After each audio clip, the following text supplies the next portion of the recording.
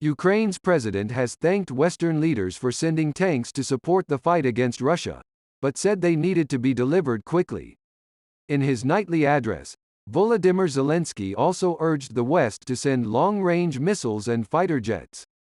His comments came after the US and Germany announced they would send Abrams and Leopard tanks to Ukraine. Russia condemned the announcement as a blatant provocation, and said any supplied tanks would be destroyed. "These tanks burn like all the rest. They are just very expensive," President Vladimir Putin's spokesman said.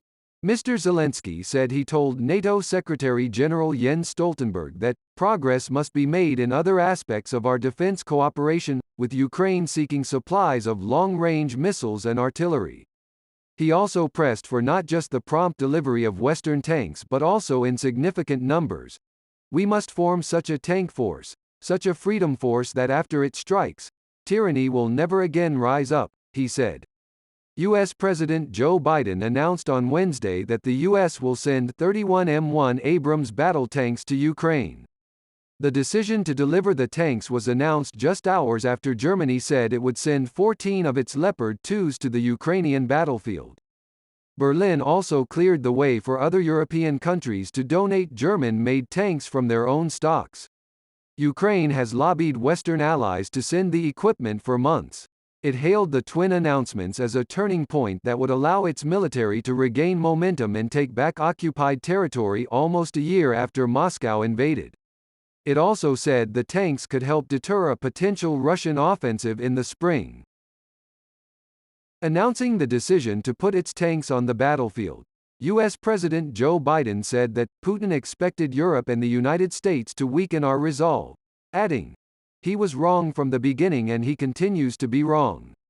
We're also giving Ukraine the parts and equipment necessary to effectively sustain these tanks in battle," he said. "This is about helping Ukraine defend and protect Ukrainian land.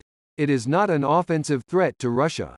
A Ukrainian tank battalion typically consists of 31 tanks, which is why that number has been agreed upon," Mr. Biden said.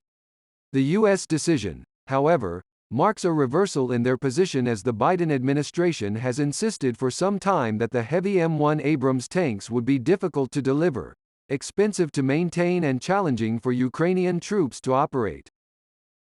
The U.S.-made military vehicle is one of the most modern battle tanks in the world and requires extensive training to operate.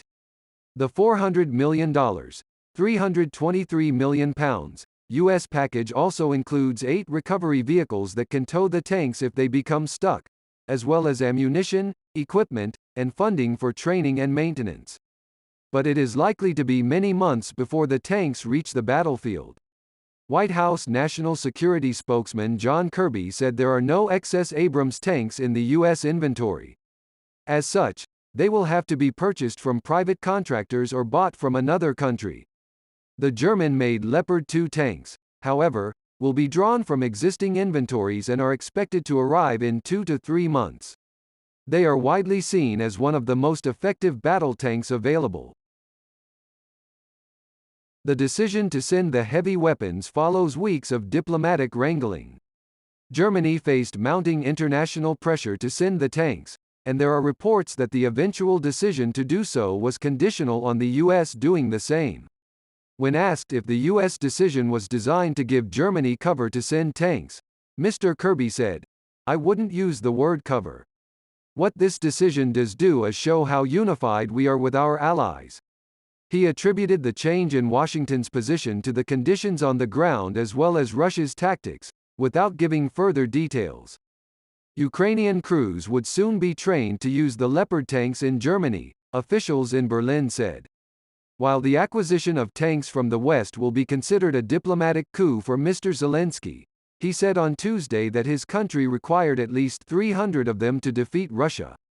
Several European countries have Leopard 2 tanks in their inventories, and the German decision means some of these can also be sent to Ukraine. Germany hopes around 90 will ultimately be delivered to the battlefield.